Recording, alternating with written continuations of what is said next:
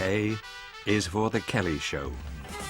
For 17 years, the heartbeat of UTV's Friday night. At the start of 1989, they called me and says, we are thinking of doing a full-time, 1-hour entertainment show on a Friday night with you, and we're going to call it Kelly. Thank you, thank you. Good evening and welcome to the first programme in our new series of Kelly. I have to say the whole company embraced this new 1-hour show on a Friday. Cameramen, soundmen, everybody got excited about it.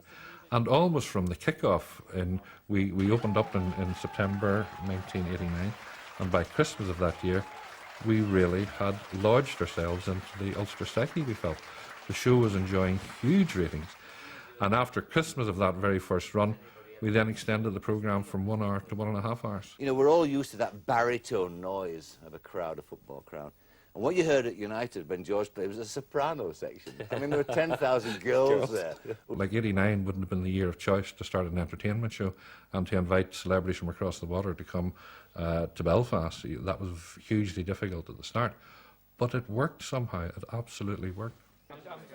Such long-term success relied on a skilled and persuasive production team and, of course, the personality and professionalism of the man himself.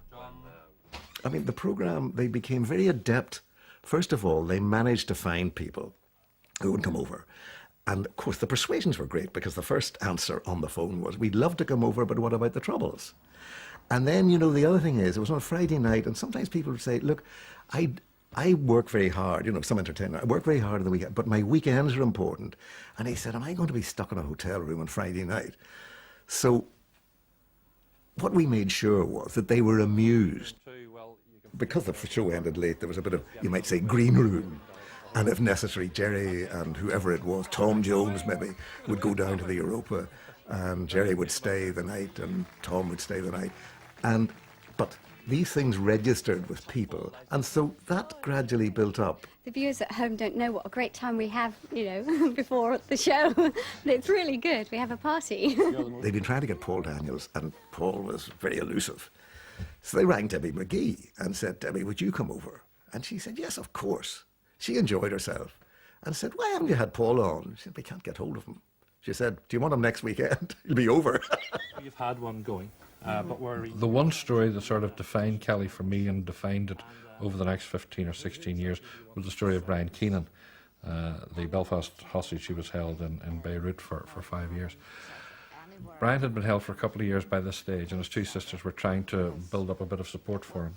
And we brought them onto the programme, Elaine and Brenda, and we started up a petition in Northern Ireland to try and influence somebody to remember Brian Keenan, to try and get him released. We got, I don't know, 50, 60, 70,000 names on the petition. And then news come through, not because of us, but news come through that Brian was to be released. And it was fantastic news. And I went off down to Dublin. He was being flown back into Dublin. And I went down to see if I could see him, obviously to try and get him on to Kelly. And we brought him into Belfast, and we reunited him and his two sisters. And there was a standing ovation the minute he walked into the studio. That, for me, sort of defined Kelly, that we weren't just a little bit of fluff at the end of the week. Well, you're used to these welcomes now, aren't you? Yeah, but they still overwhelm me quite a bit, especially when you're stuck in a studio. It's kind of like being stuck in a room with a chain on you. You can't get away from this. The big names kept coming and the ratings were good, but Jerry sensed that something was amiss. 2001, 2002, right about that time, management were saying things like, you know, we can't just keep the show on a Friday night at 9 o'clock because ITV overall wants everybody to be watching the same thing. We had to opt out at 9 o'clock to show Kelly. So we thought we might have to change nights. And then we weren't happy with changing to a Monday or a Tuesday. It wasn't a great night for a chat show. Then we thought about changing times. Maybe we'd go to 11 o'clock. It might become a more adult show, which I didn't particularly want to do. I always prayed at Kelly and been a family valued show. Ladies and gentlemen, will you please welcome, for the 571st time in 17 years, Mr. Jerry Kelly. So in August of 2005, I was called into the programme controller's office, and I was told that the show wasn't coming back in 2006. And I thought, okay, what night are we going to go to? And they're going, no, it's not coming back. And I'm going, not coming back at all? They said, no, it's not coming back at all. I wasn't shocked. I sort of did anticipate that it was coming to its end. Not its natural end in my view, but I knew management were getting a little bit edgy with it. And I was hugely disappointed. And I remember thinking, well, okay, we've had 17 fantastic years. Let's go out with a bang. Let's celebrate. Let's use the next 3 months in celebration of the 17 years that we had done.